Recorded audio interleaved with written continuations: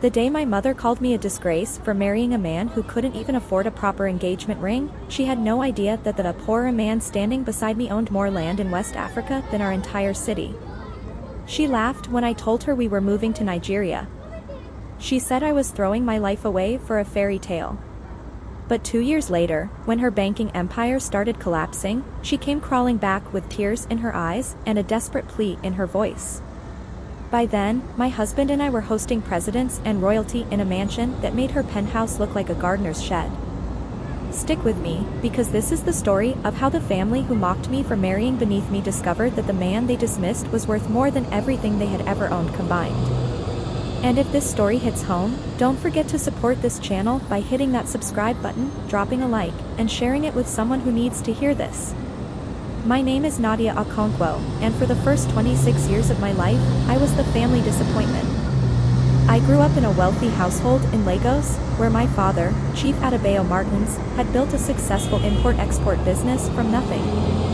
My mother, Lady Beatrice Martins, came from old money and never let anyone forget it. Together, they created a life of privilege that I was supposed to maintain and eventually elevate through a strategic marriage.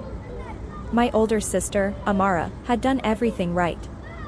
She married a billionaire's son named Chidi, a man with the right surname, the right connections, and the right amount of zeros in his bank account. Their wedding was the social event of the season, with 500 guests, a live band flown in from London, and a bride price that made headlines in the society pages. My parents beamed with pride while Amara floated through the reception in a custom Vera Wang gown that cost more than most people earn in a decade. I was the one who never quite measured up. I studied literature at the University of Ibadan instead of business like my father wanted. I volunteered at community centers instead of attending high society charity galas. I spent my weekends reading and hiking instead of networking with the children of the elite. My mother constantly reminded me that I was wasting my potential and that my choices reflected poorly on the family name. But the real trouble started when I met Chidi's cousin, Emeka Okonkwo, at Amara's wedding. He was the only person at the entire event who wasn't trying to impress anyone. He wore a simple agbada that had clearly been tailored years ago, he danced with the elderly relatives who had been forgotten in corners of the ballroom, and he spent more time talking to the catering staff than to the investment bankers who were desperate to make connections. I noticed him because he was the only genuine person in a room full of performances. We started talking near the dessert table, and within minutes, I knew I had met someone different. He told me he was a small-scale farmer from Anambra State, that his family grew yams and cassava on land that had been in their family for generations, and that he had moved to Lagos to try his luck in the city. He had no grand titles, no family money, and no connections to the wealthy circles my family moved in. But when he spoke about his village, his eyes lit up with a warmth that made me forget everyone else in the room. We exchanged numbers that night, and I didn't tell anyone in my family about it. I knew what they would say. Emeka called me the next morning, and something in his voice made me feel like I had known him my entire life. We met for tea at a small cafe in Surulere, a part of Lagos my mother would have called common. He ordered the cheapest thing on the menu and paid with cash he had carefully counted out of a worn leather wallet. I didn't care about any of it. He made me laugh. He listened to me talk about my dreams of opening a community library without once asking what I could do for his business. He told me stories about growing up in his village, about climbing mango trees with his cousins, about learning to farm from his grandfather, and about his dream of modernizing agriculture in his community. Every conversation with him felt like discovering a hidden part of myself I hadn't known existed. We dated for 6 months before I told my parents. I had been avoiding the conversation because I knew exactly how it would go. When I finally sat them down in their living room, surrounded by the expensive art they had collected from around the world, I told them I had met someone special. My mother's face immediately lit up with excitement. She asked about his family, his education, his business interests. I answered honestly. The silence that followed was suffocating. My father stared at me with a look of complete disbelief. My mother's smile froze and slowly transformed into something cold and angry. She asked if I was joking. I told her I wasn't. Then she said the words I had been dreading. "You are marrying a farmer? A yam farmer from some village? Are you insane?" My father didn't yell. That was somehow worse. He spoke calmly, explaining that if I married someone like that, I would be cut off from the family. Not just financially, but socially. I would embarrass them in front of everyone they knew. I would undo generations of carefully built status. He said he hadn't worked his entire life just to have his daughter throw away everything for a peasant. I tried to explain that Emeka was smart and ambitious and that he had big plans. My mother laughed. Plans? She repeated. Plans to grow more yams? She told me I had been seduced by sentimentality and that I needed to wake up before I destroyed my life. Amara called me later that night, and even her voice sounded disappointed. She said, through all of it, Emeka never once pressured me. He said he understood if I wanted to walk away, that he never expected me to choose between him and my family. He promised me that even if we were together, he would never ask me to give up anything important. But the more my family pushed me away, the closer I felt to him. I realized that the people who claimed to love me were only interested in the version of me that made them look good. Emeka loved me for exactly who I was. We decided to get married. It wasn't a grand affair. We held the ceremony in Emeka's village, a small community surrounded by lush green farmland and the sounds of tropical birds. My family refused to attend. My mother said she couldn't bear the humiliation. My father said he was too busy managing his business. Amara claimed she was too stressed with her own life. The only people who came were Emeka's family and a few of my friends from the community center where I volunteered. I wore a simple white dress that I bought from a local boutique. Emeka wore his grandfather's agbada, which had been passed down through several generations. We exchanged vows under a canopy of palm fronds while the village elders blessed our union. The reception was held in the village square, and everyone brought food to share.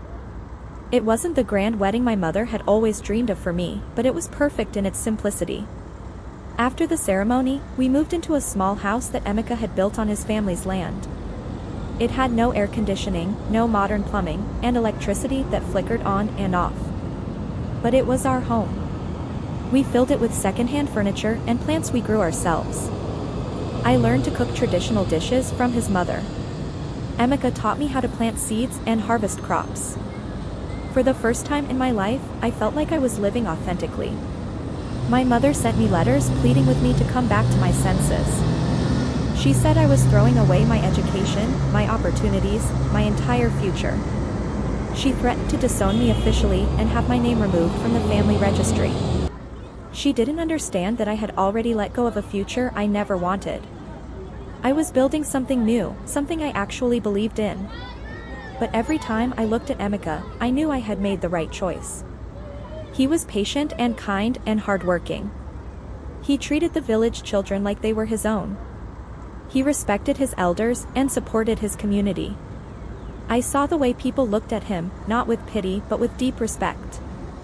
There was something about him that I couldn't quite understand. He seemed ordinary in the best ways, but sometimes I caught glimpses of something else. A confidence that went deeper than money. A wisdom that couldn't be bought. I asked him once about his family history, about how they had come to own so much land. He told me that his grandfather had been a visionary. He had bought land that nobody else wanted, sold off small portions to buy more, and built a sprawling agricultural enterprise that stretched across 3 states. But he had never chased fame or recognition. He believed in staying humble, staying quiet, and letting success speak for itself. Emeka had inherited that philosophy. The first sign that something was different came 2 years into our marriage. I had traveled to Lagos for a cousin's traditional wedding, partly because I wanted to see my family and partly because I missed the city. My mother, who hadn't spoken to me since my own wedding, was forced to acknowledge my presence at the event. She looked me up and down with barely disguised contempt.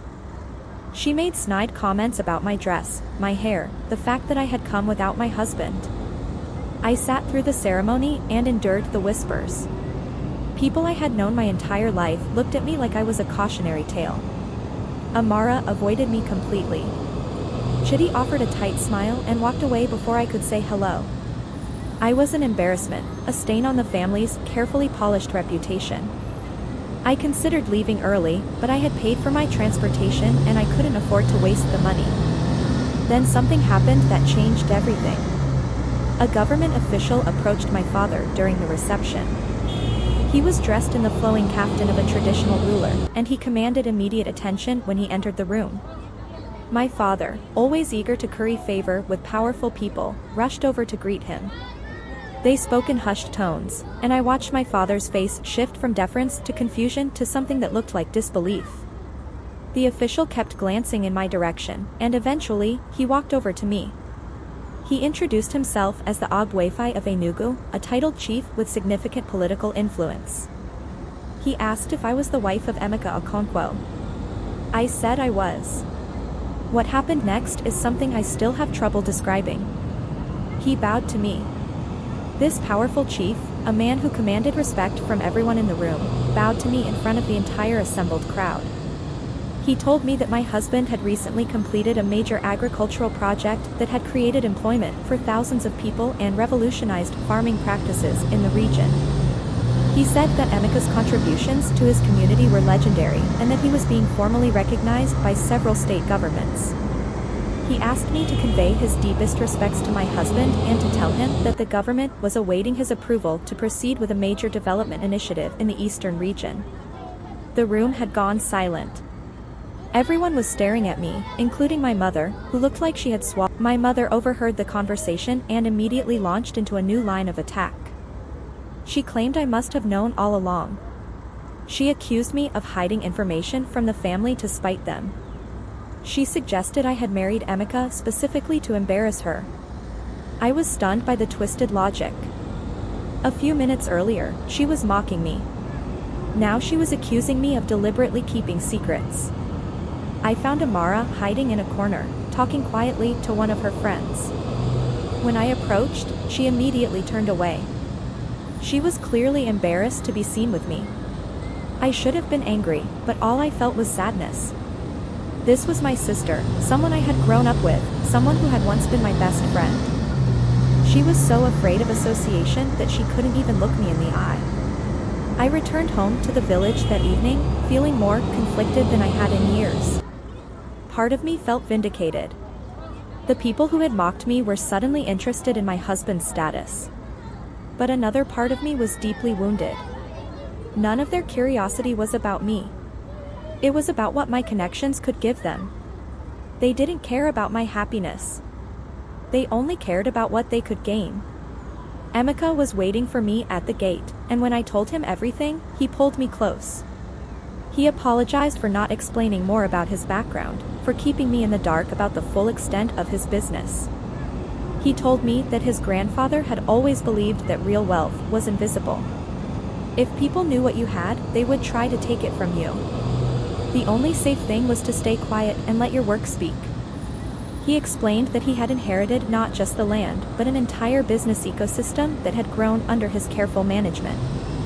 He had modernized farming techniques, introduced new technology, and built strong relationships with international buyers. He had started several foundations to support education and healthcare in rural communities. He was worth more than my father's entire empire, but he had never wanted me to love him for his money. Sitting in our small house, surrounded by the simple furnishings and the sound of the night air, I realized something important. I had married a billionaire without knowing it. But I had also married the kindest, most generous man I had ever met. The money was irrelevant. The man was everything. The secret didn't stay secret for long. Emeka's business successes began making headlines.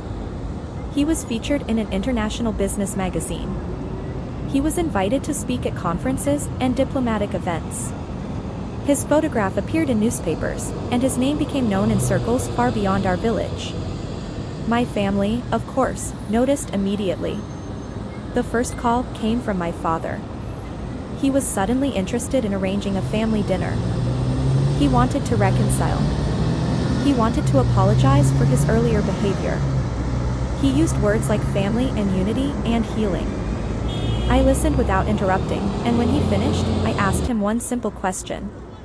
Would you be calling if Emeka was still just a farmer? The silence on the other end of the line told me everything I needed to know. My mother called next. Her tone was drastically different from the scorn I had grown accustomed to. She was warm, affectionate, almost cloying. She said she had missed me terribly. She said she regretted everything that had happened. She said she wanted to be part of my life again. When I didn't immediately agree to her demands, she started crying. The tears seemed genuine, but I couldn't forget how she had treated me when she thought I was worthless. Emeka watched all of this with incredible patience. He never said anything negative about my family. He simply told me that I had to decide what was best for myself. He said he would support whatever choice I made. He reminded me that my value was never determined by my family's approval. For the first time in my life, I truly believed that. I agreed to meet my family for dinner at a neutral location. I didn't want to go to their house, and I didn't want them in my home. We chose a restaurant in Victoria Island, one that was expensive enough to satisfy my mother's standards, but public enough to keep everyone on their best behavior. I invited Emeka to come with me, although I was nervous about how the reunion would unfold. The dinner was surreal. My family arrived wearing their finest clothes, as if they were attending a state function. My father was the first to speak, and he launched into a lengthy monologue about how proud he was of Emeka, how he had always known there was something special about him, how he had never really doubted his character. I nearly choked on my water. The lies were so transparent they were almost comical. Amara was visibly uncomfortable throughout the entire meal. Her husband Chidi barely looked at Emeka, although he kept staring at his watch and fidgeting with his tie. Amara tried to make small talk, but every conversation felt forced. She was clearly waiting for an opportunity to connect with me on her own terms, to ask for something without my parents present. That opportunity came when I stepped away to the restroom. Amara followed me and cornered me near the sink. She started crying, not fake tears this time but genuine ones. She told me that her marriage was falling apart. Chidi had made bad investments, and they were close to losing everything. My parents had poured money into their business, but it hadn't been enough. She needed help, and she knew I had access to resources she didn't. She asked me to intervene, to convince Emeka to invest in Chidi's failing ventures. She promised to pay me back, to make things right, to finally treat me like a real sister. She swore that everything would change if I just helped her one time. I looked at her, this woman who had once been my closest confidant, and I felt nothing but sadness. She hadn't contacted me in 2 years. She had mocked me and avoided me and refused to acknowledge my existence. And now she needed something.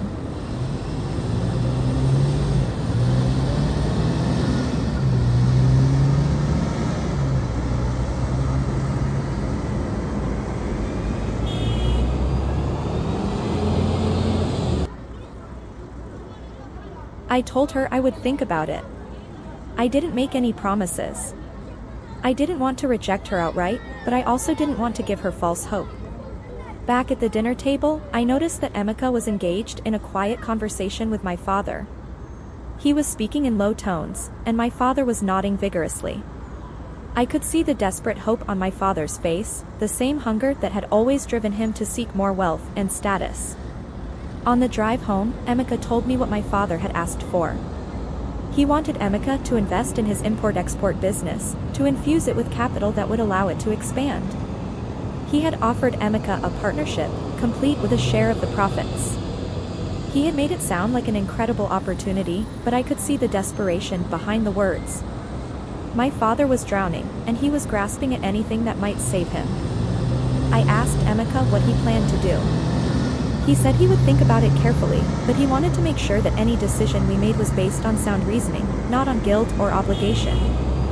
He wanted to help my family, but only if it was the right thing to do. He promised me that we would make the decision together. A few weeks later, my parents called to invite us to a family gathering at their mansion. They said they wanted to introduce Emeka to extended relatives and associates. They wanted to show him off. I knew exactly what was happening. They were trying to use Emeka's wealth and status to restore their own fading credibility. The same people who had mocked me were now parading my husband like a trophy. I decided to attend, mostly because I wanted to see how my family would behave around Emeka. The gathering was everything I expected. My mother treated Emeka with the deference she usually reserved for governors and traditional rulers. My father introduced him with a flourish, describing his achievements in exaggerated detail. Relatives who had ignored me for years suddenly couldn't stop complimenting my dress, my hair, my radiant happiness. The most telling moment came when one of my father's old business rivals approached Emeka. This man had spent years trying to compete with my father, and the feud between them was legendary. He immediately recognized Emeka's name and launched into an effusive greeting. He told Emeka that he had heard great things about him, that he admired his vision, that he wanted to discuss potential collaborations. He completely ignored my father, and I watched the rage flicker across my father's face. By the end of the evening, my parents had cornered me separately. My mother begged me to ask Emeka to invest in a luxury hotel development she was involved in. My father pleaded with me to convince Emeka to join his business. Both of them assured me that they would never take advantage of him, that their intentions were pure, that they only wanted to be part of my life again. I nodded and smiled and said nothing. That night, I had a long conversation with Emeka about our future. He was the one who helped me understand something important.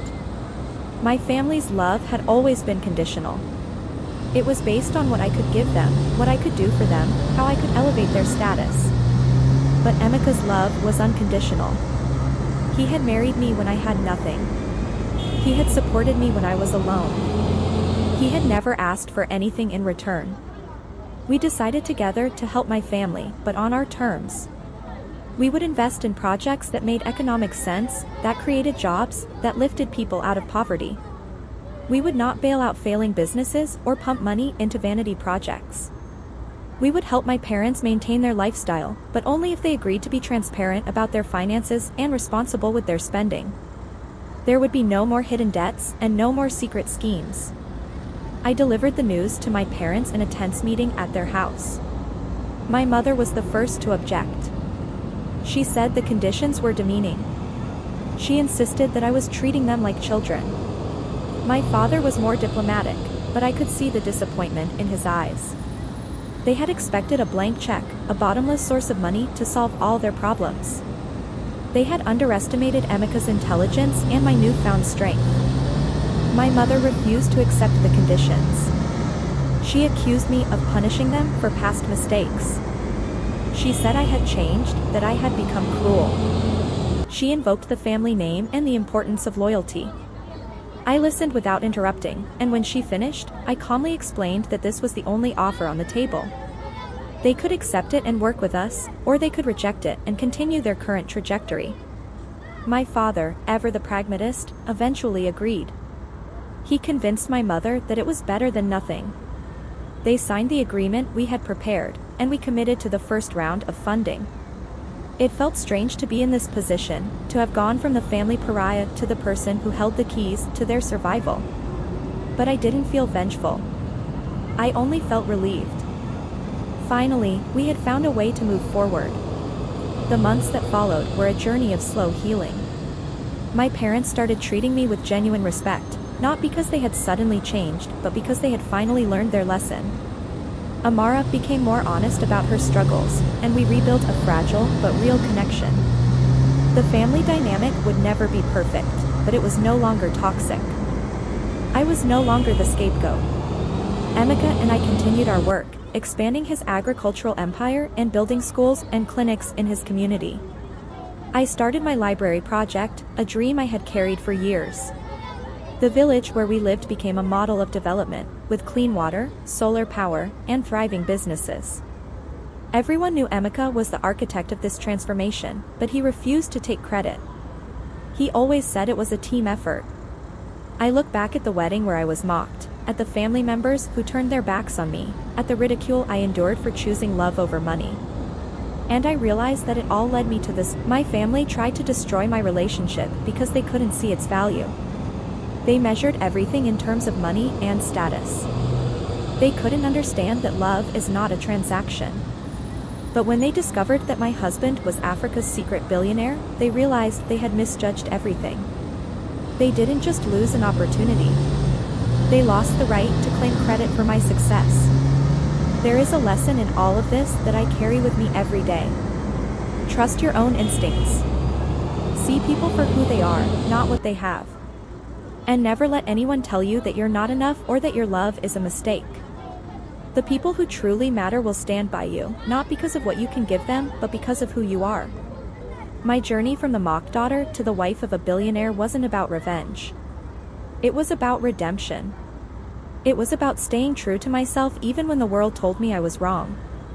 And it was about discovering that the most valuable thing I ever did was trust my own heart when everyone else had given up on me.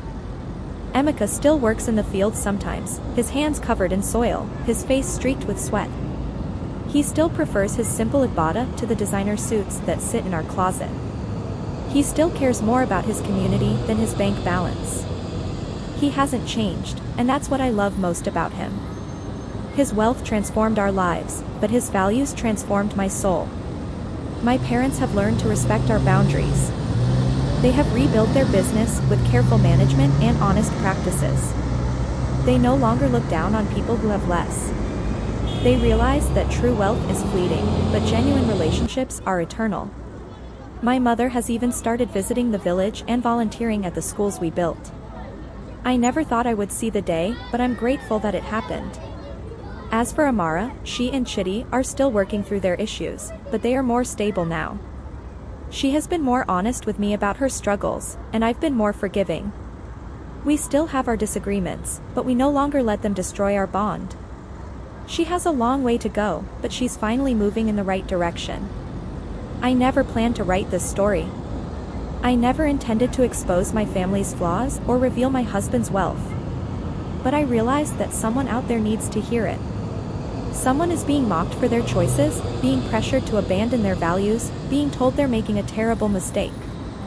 I want them to know that you can follow your heart and still succeed. You can choose love and still prosper.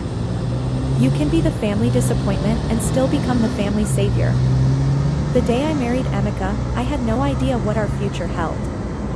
I only knew that I loved him and that he loved me. Everything else was a bonus. That's the secret that my family missed. That's the truth that changed everything.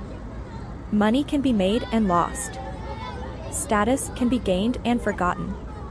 But love, authentic and unconditional and unshakable love, is the one thing that never fails.